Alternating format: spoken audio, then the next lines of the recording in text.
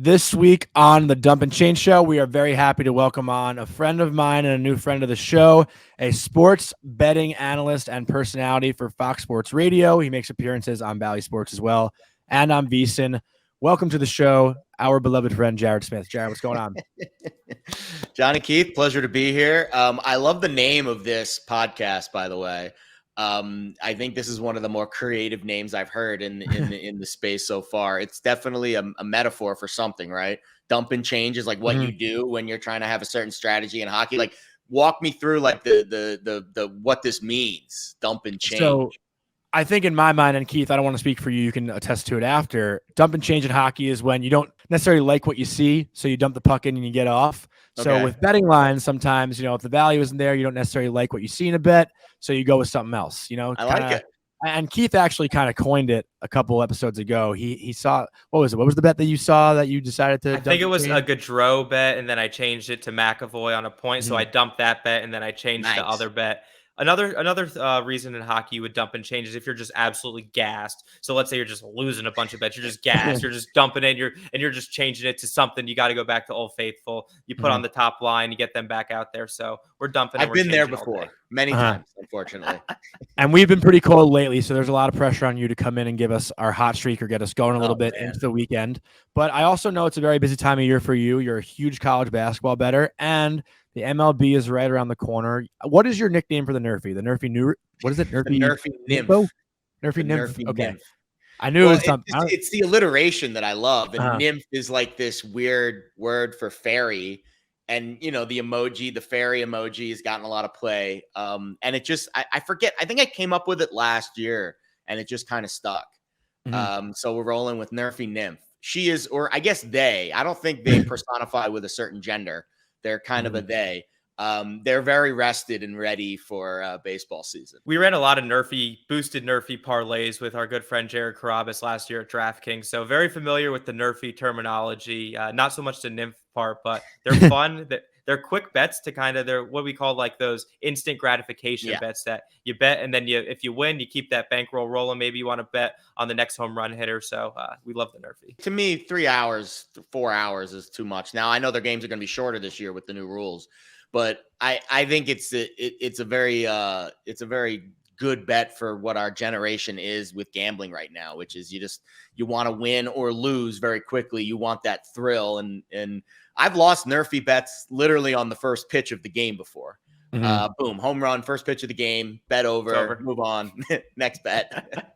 There's literally nothing worse than, bottom of the first, 2 outs, nobody on, solo home run. That's like that happens. That's pretty bad too. That happens way more often than it should. Yeah. But I need your help because I've been trying to coin a phrase for NHL first period unders. I know they're not necessarily, as short as a Nerfy could be, although sometimes innings take up to 20 minutes. An NHL first period usually is like around 30 to 40 in that range. But, for people who don't love to sit down and watch a full hockey game, sweating out and under in the first period is just as fun. So we're trying to come up with a name for it if you have one.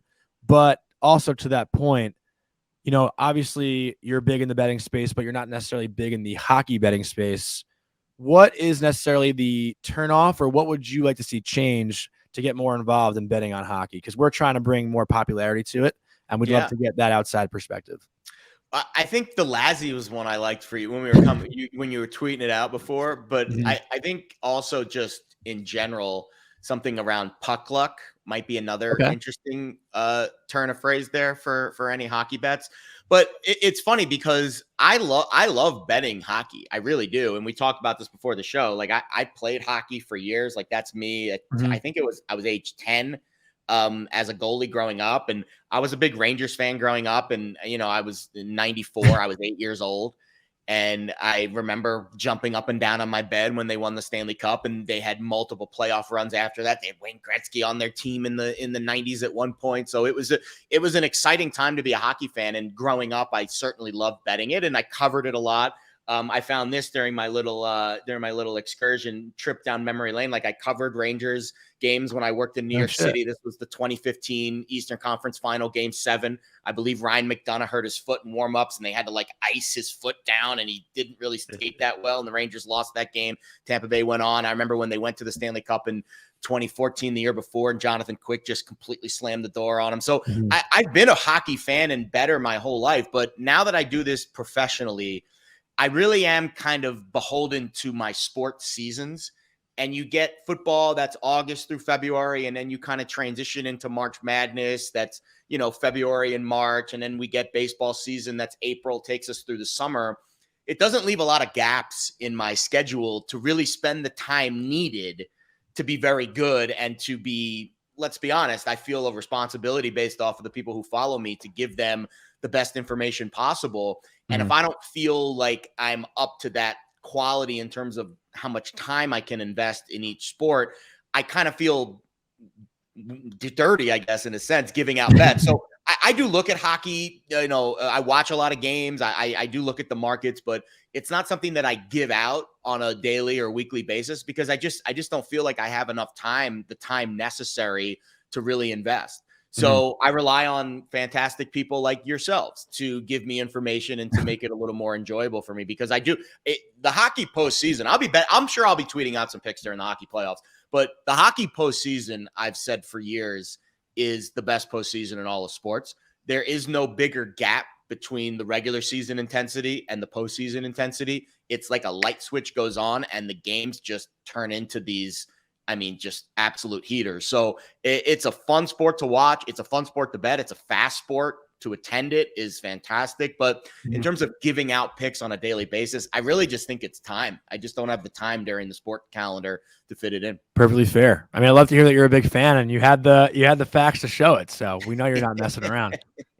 I will say too, with it hockey betting, I feel like if you do spend the time in it, I think you're able to find maybe more value on hockey bets than other sports just because of the amount of volume that's bet on, let's say, NFL or March Madness. Those markets have to be almost perfect, and you're not really finding efficiencies. I think you can find more inefficiencies in hockey, especially within like a shots on goal, a goal score. Like you mentioned, puck luck does definitely play a factor, but there's certain markets like shots on goal where I think there's less puck luck involved as opposed to taking a money line or a puck line where it all depends on like an empty net or a last minute goal. Totally agree. So luck is gambling. If you're going to be successful at gambling, it's just as much luck as it is skill. I'm not any more skilled than anyone else that's doing it. It's just I have a unique style that people are attracted to. And that's one of the reasons I've had success. But I'm not I don't have this like bunker somewhere where I have all this sharp information that I just pull out. Like it's just hard work and creativity. I think that sets you apart in this business. But to your point about hockey, to me, the sports that are bet on the least are the ones that you have the most opportunity to make good bets in. And when I say making a good bet, it just means you make the bet. And then by the time the game starts, the market closes, you've gained some closing line value. The market's moved in your favor. That doesn't mean the bet's going to hit. But from my experience, if you make 100,000 wagers over the course of a 365-day calendar year, if more than most are good bets you've beaten the market, you're probably going to win long term. I recommend anyone that's just starting out in this business. Of course, there's a lot of people in their early 20s that are just starting gambling now. They have no idea.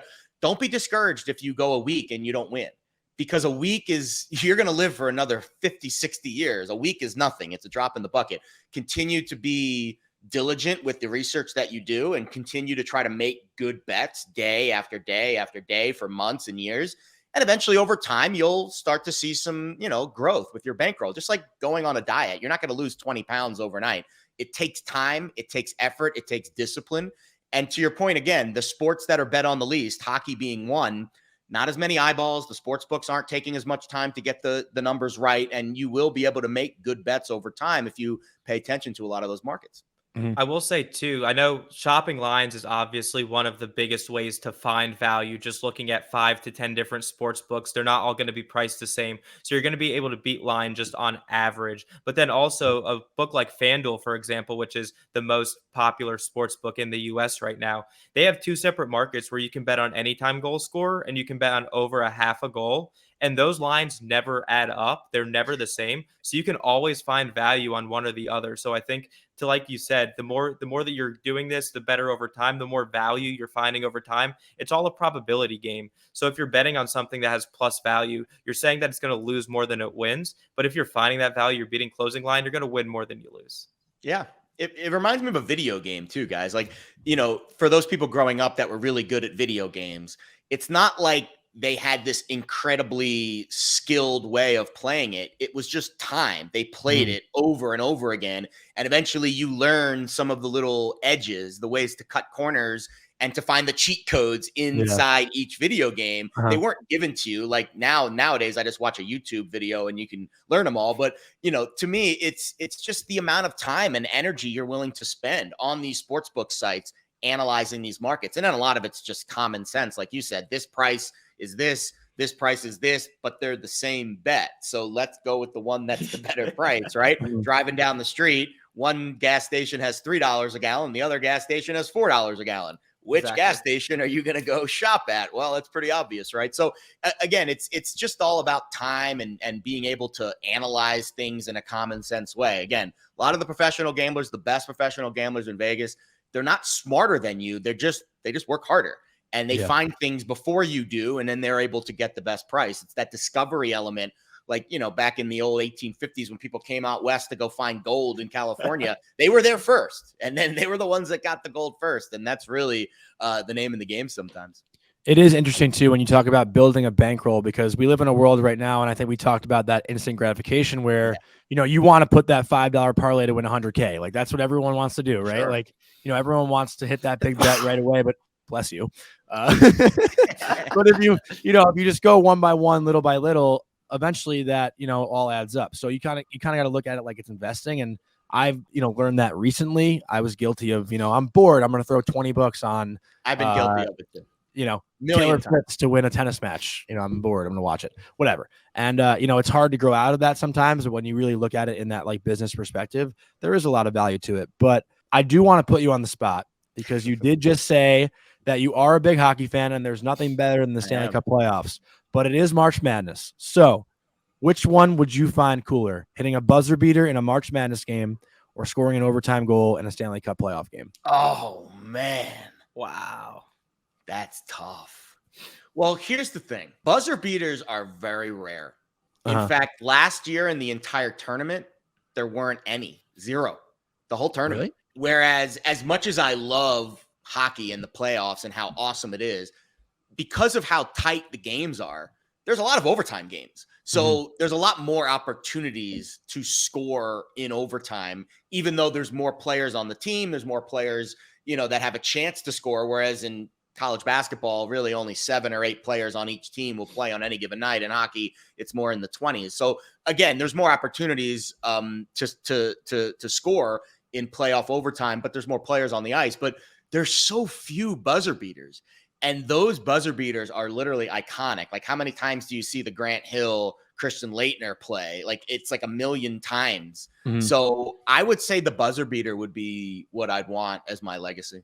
I also think about Luke May hitting that buzzer beater for UNC and then showing up to class the next day and getting that round of applause. Like, I think that's honestly Jenkins of Villanova. That's another one. That's also, I was thinking too, like, it's probably cooler to hit a buzzer beater and like, historic shot and go back to a college campus. Are you kidding me? Come on. Oh yeah. These kids are gods on their campuses after that. You kidding me? Unless the Vegas Golden Knights hit one and you go out in Vegas, that might change the dynamic a little bit. Man, I'll tell you what, I've been to a bunch of Rangers games at the Garden. I've been to Islanders games. I covered the Islanders at the old barn. I mean, that place rocked.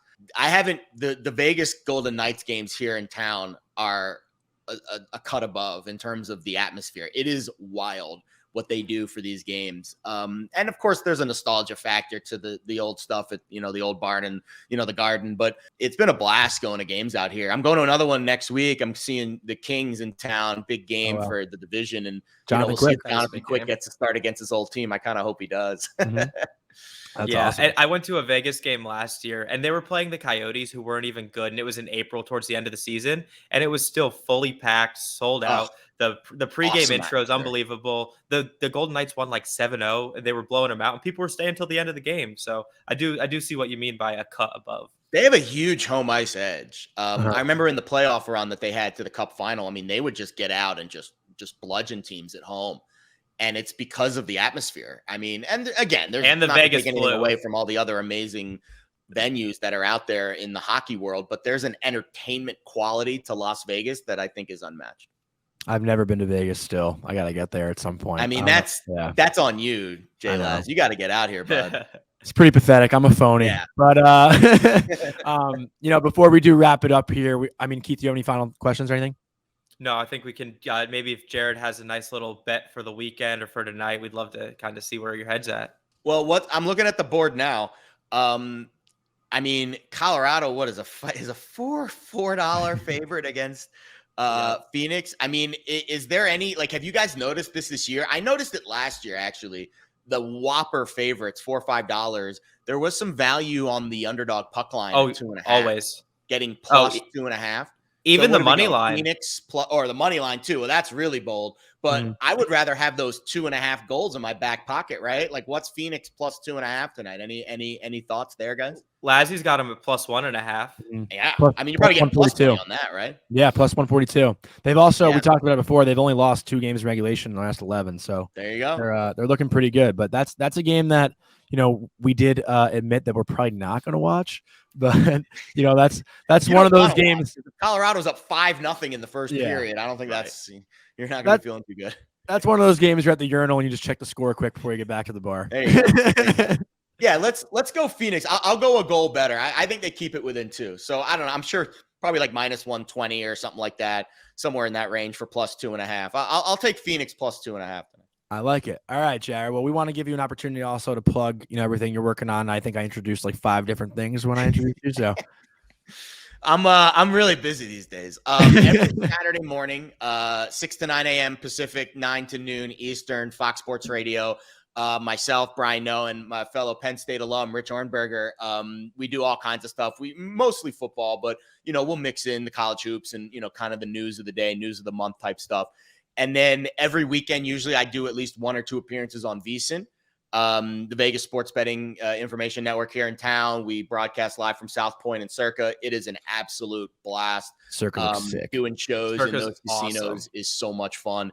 And then usually once or twice a week, I'll make an appearance on Bally Sports Live on the Line. Brad Evans, Danny Klippinger, Cameron Smith, Michael Kim, they all do such a good job, boiling down a lot of the complicated gambling stuff and making it very fun and very entertaining. I know that's something that you guys do, and I'm always a champion of the accessibility. Because let's be honest, gambling can be a little bit overwhelming and intimidating sometimes to new bettors. And I think the more new bettors we get in the space, the more the industry will grow. So I'm always all about, making things fun and making it, palatable for someone who's new in the space. And you guys with hockey do a fantastic job of that. So I really appreciate you having me on.